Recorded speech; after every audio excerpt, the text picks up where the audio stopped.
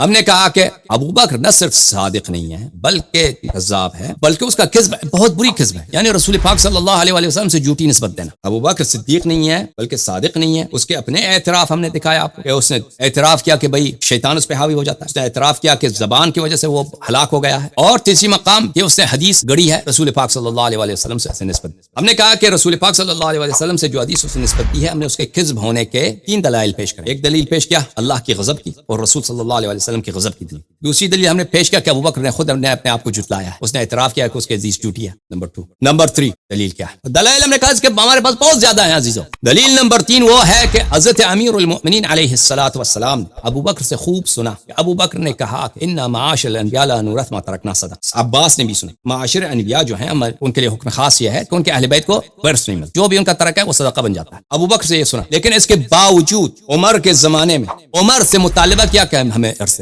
رسول پاک صلی اللہ علیہ وسلم۔ اگر یہ حدیث صحیح ہوتی جماعت عمریہ کے نزدیک سید المسلمین یعصوب الدین امیر المؤمنین علیہ الصلوۃ والسلام ایسے شخص نہیں ہے جو مال دنیا کھانے کی لالچ ہوں، فقراء غرباء یا یتام کی مال کھانے کی۔ تمہارا دین یہی ہے بھائی، بتاؤ عمریوں مجھے بتاؤ تمہارا عقیدہ کیا ہے سید المسلمین امیر المؤمنین علیہ السلام کے متعلق؟ تم تو عام صحابی کے متعلق کہتے ہو، جو عام صحابی ہوتا ہے پوری زندگی اس نے شراب پی، بھائی زنا کیا، جو بھی کیا، اس نے آخر میں آ کے مسلمان ہوا ہے، رسول پاک صلی اللہ علیہ وسلم کو اس نے دیکھا، کہتے ہیں یہ صحابی ہے جنتی ہے، اس کے متعلق آپ ایک جملہ بھی نہیں کہہ سکتے، یہ کبھی غلط کام سے صادر ہی نہیں ہو سکتا۔ تم بتاؤ ایک عام صحابی کے متعلق تمہارا یہ عقیدہ ہے امیر المؤمنین علیہ الصلوۃ والسلام تم کہتے ہیں چوتھا خلیفہ ہے، مبشر بالجنہ ہے، رسول انت منی بمنزلۃ ہارون من موسیٰ، کیا حضرت ہارون علیہ السلام قوم موسیٰ میں ان کو یہی لالچ تھی یتام کے مال کھانے کی؟ تمہارا کیا عقیدہ ہے؟ یا حضرت ہارون علیہ السلام کو بنی اسرائیل میں یہی لالچ تھی کہ فقیروں کا مال وہ کسی ہیلے سے، کسی مکر سے، کسی چال سے اس پہ قبضہ کر لیں؟ مجھے بتاؤ اگر یہ تمہارا عقیدہ ہے کہ حضرت ہارون علیہ السلام کا یہ شان نہیں ہے کہ وہ کسی فقیر یا یتیم کا مال کھائیں، تو پھر امیر المؤمنین علیہ السلام کا بھی یہی شان ہے کہ وہ کبھی سوچ بھی نہیں سکتے کسی فقیر یتیم غریب کا مال ہو لیں۔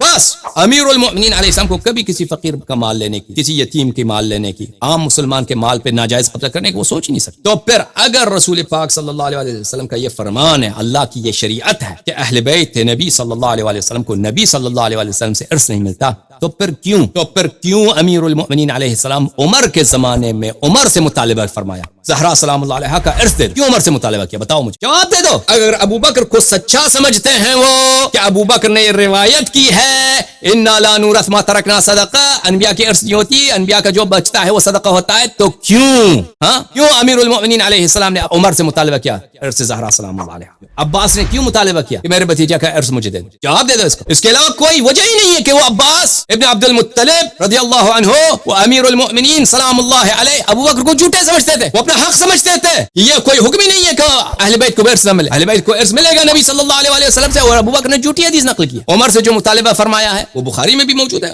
مسلم میں بھی موجود ہے، ملاحظہ فرمائیں، صحیح میں بخاری، چاپ دار احیاء التراث العربی، چھپا یہ کتاب سنہ 2001 میں، ملاحظہ فرمائیں، کتاب فرض الخمس صفحہ نمبر 551 حدیث نمبر 3094۔ یہ روایت ہے، بہت طویل روایت ہے، مالک ابن اوس سے روایت ہے کہ ہم عمر کے پاس بیٹھے تھے، کوئی آیا، اس نے کہا کہ هل لك في علی و عباس؟ قال نعم۔ اس نے کہا کہ امیر المؤمنین علیہ السلام اور عباس ابن عبد المطلب رضی اللہ عنہ آپ سے ملنے آئے ہیں، اجازت ہے؟ اس نے کہا کہ آنے دو۔ جب وہ آئے تو وہاں پہ بات ہوئی تو اب عمر نے یہ کہا جئتنی یا عباس تسألنی نصیبک من ابن اخیک وجاءنی هذا یرید علیا یرید نصیب امرأته من ابیها۔ اے عباس تم یہاں اس لیے آئے ہو، مجھے پتا کس لیے آئے، تم اس لیے آئے ہو کہ مجھ سے مطالبہ کرنے آئے ہو کہ تیرا جو ارث بنتا ہے تیرے بھتیجے سے وہ تجھے دے دو۔ وجاءنی هذا اور یہ شخص آیا ہے یرید علیا علیہ السلام، اس کا اشارہ تھا کس کی طرف؟ سید المسلمین علیہ السلام کی طرف، یہ امیر المؤمنین علیہ السلام بھی تشریف لائے، یرید نصیب امرأته من ابیها، ان کی جو شہیدہ خاتون ہے، ان کی جو متوفا بیگم ہے سید نساء عالمین سلام اللہ علیہا، ان کی نصیب، ان کا سہم جو ان کے والد سے بنتا ہے، یہ مطالبے کے لیے آئے۔ بات سمجھ میں آئی؟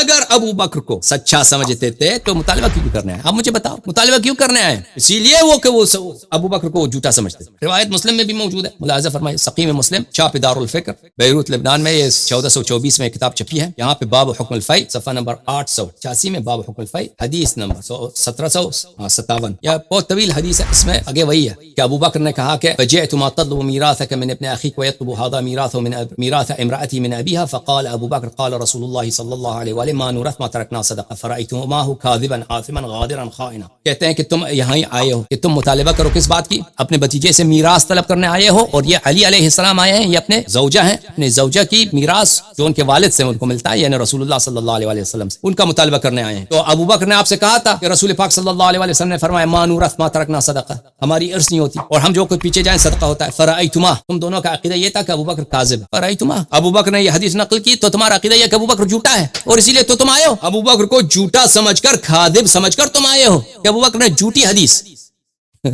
افطرا کیا ہے، اسی لیے تو تم آئے ہو کہ سب ہمیں ارث دے دو. وَإِلَّا، اگر وہ سچی حدیث ہوتی تو تم نہیں آتے نا.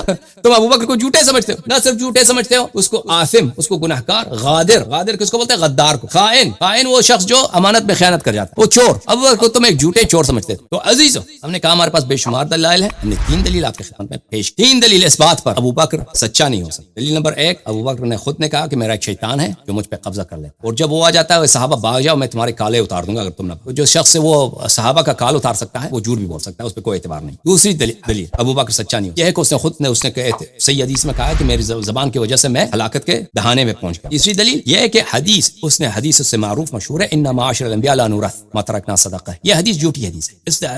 اس کی جھوٹی ہونے کی بھی 3 دلیل ہم نے پیش کی. بہت مہربانی آپ سب کی. ابو بکر صادق نہیں ہے. بس صدیق اکبر کون؟ امیر المؤمنین علیہ السلام. ابو بکر تو صادق بھی نہیں ہے، صادق بھی نہیں ہے. سمجھ میں آ رہی ہے نا بات؟ اور سب ہم نے یہ باتیں کہاں سے ہم نے ثابت کی؟ مخالفین کے کتب سے. کوئی شیعہ کتاب سے ہم نے کوئی حدیث نقل کی ہے، کوئی دلیل نقل کی ہے، کوئی غلط حدیث، ضعیف حدیث مخالفین کی کتب سے نقل کی ہے؟ آپ بتاؤ مجھے. دیکھو عزیزو، ٹھیک ہے نا، اب جو ہے جماعت عمریہ کے محققین وہ بیٹھے ہیں سوچیں کہ جس کا بات کا جواب کیا، قیامت تک نہیں ملے گا. ہم نے بہت ایک سر صفحات میں سے ہم نے ایک عبارت پڑھی ہے، ابھی ہمارے پاس دلائل بے شمار ہیں. قیامت تک تمہیں یہ جواب نہیں ملے گا طاہر قادری، تم جتنا تحقیق کرنا ہے کر لو، ہماری دلائل کا تمہارے پاس کوئی جواب ہی نہیں. اللہم صلی علی محمد وعلی